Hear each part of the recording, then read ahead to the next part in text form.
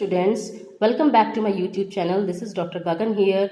आज हम रचना शारीर के एक और नए इंपॉर्टेंट टॉपिक के साथ आपके साथ बात करेंगे जिसका नाम है स्नायु। तो चलिए स्टार्ट करते हैं। 5 मार्क्स क्वेश्चन के लिए बहुत इंपॉर्टेंट क्वेश्चन है, इसे आपको अच्छे से तैयार करना है। तो स्नायु में सबसे पहले हम पढ़ेंगे स्नायु का स्वरूप। स्नायु का स्वरूप बताते हुए आचार्य सुश्रुत ने सूत्र अध्याय 23 में क्या बताया उसका स्वरूप? केचिद अवसन सुशिर पर्यंतः क्षण तूलवत स्नायु जालवतो दूरदर्शनः। मतलब क्षण के तूल के समान, जो सुशिर क्षण के तूल के समान, सुशिर मतलब छिद्रयुक्त स्नायु का जाल होता है। मीन्स स्नायु are like the net of the jute fibres. Here क्षण का मतलब होता है जूट, तो जूट के जो फाइबर्स हैं उनका जो जाल होता है, नेट होता है, उससे स्नायु का कंपैरिजन किया गया है। अब ये तो हो गया, they are like the net of the jute fibres.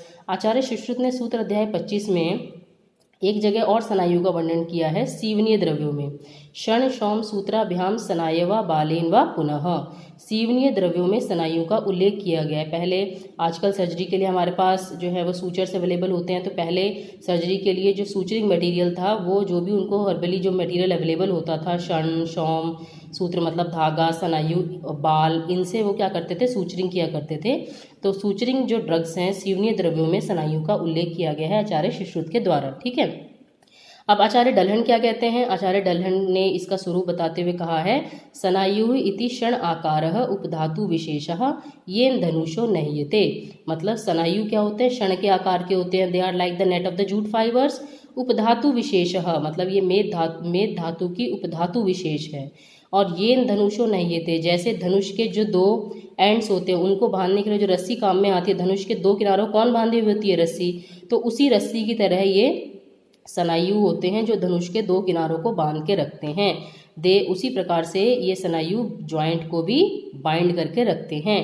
They bind the joint like a fibre which binds the 2 ends of the बो। तो ये डल्हन ने इस प्रकार से 3 रूपों में क्षण के आकार के होते हैं और मेद धातु की उपधातु है।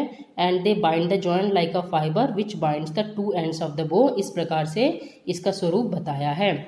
अब चलते हैं इसकी उत्पत्ति की तरफ। इसकी उत्पत्ति के बारे में आचार्य सुश्रुत ने शारीर अध्याय 4 में बताया है, मेदसह स्नेहम आदाय सिरा स्नायुत्वम आपनुयात् सिराणाम तु मृदुपाकः स्नायुनाम च ततः खरः।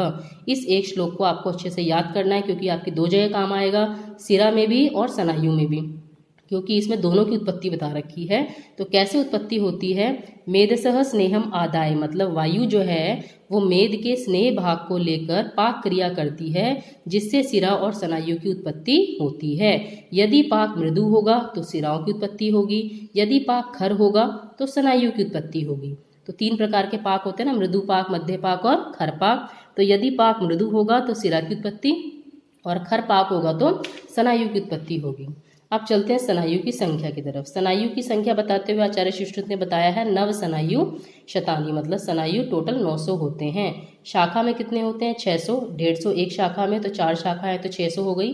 कोष्ठ में 230 और ऊर्जत्रुगत प्रदेश में 70 होते हैं। तो इस प्रकार से टोटल 900 ये स्नायु होते हैं। स्नायु के प्रकार कितने बताए आचार्य सुश्रुत ने? 4। प्रतानवती स्नायु, वृत्त स्नायु, सुशिर स्नायु, पृथुल स्नायु। ठीक है।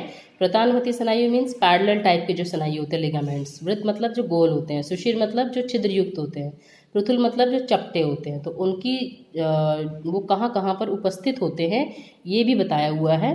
तो प्रतानवती स्नायु ये श्लोक लिखे हुए हैं, लेकिन अगर आपको श्लोक नहीं याद हो तो आप सिंपल कहाँ प्रेजेंट होते हैं ये आप इसको याद कर लेंगे। प्रतानवती स्नायु प्रेजेंट होते हैं शाखा में और सभी संधियों में। वृत्त स्नायु को कंडरा कहते हैं।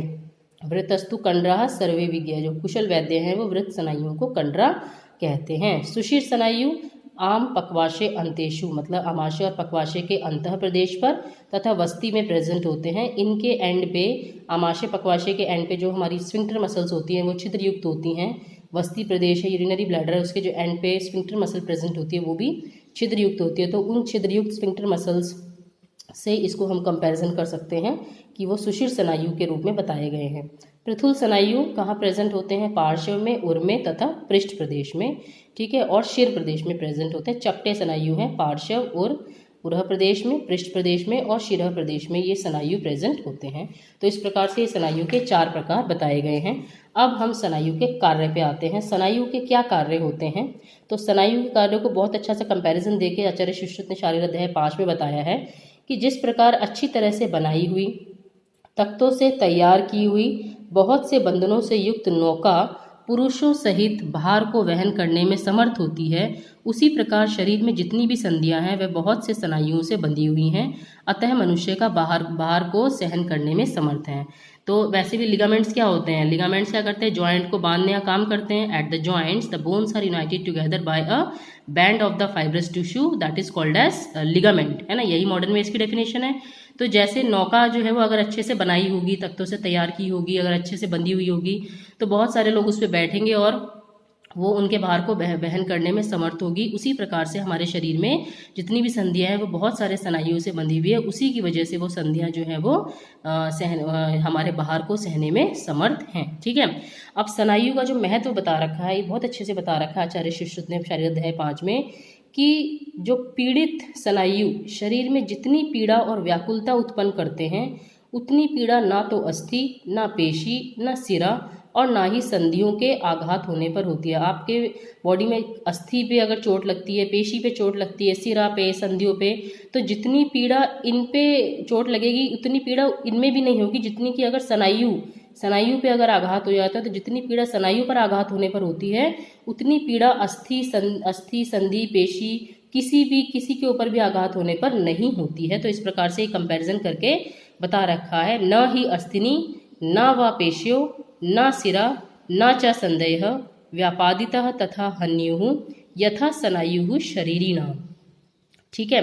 तो इसलिए जैसे हमारे चोट लग जाती है, हमारे पैर में मोच आ जाती है, स्प्रेन आ जाता है ना, तो हम चल भी नहीं पाते हैं, तो कितना पेन होता है। तो वो उतनी पीड़ा जब स्नायु पे चोट लगती है तो उतनी पीड़ा, सबसे ज़्यादा पीड़ा होती है, उतनी पीड़ा तो अस्थि पे, अस्थि पे, संधि पे या मांस पर अगर चोट लगती है तो भी नहीं होती है।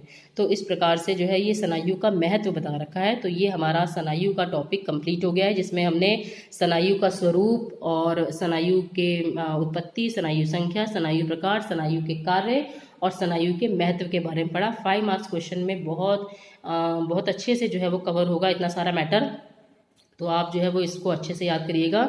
नेक्स्ट वीडियो में किसी और इम्पोर्टेंट टॉपिक के साथ फिर मिलेंगे, तब तक के लिए ऑल द बेस्ट।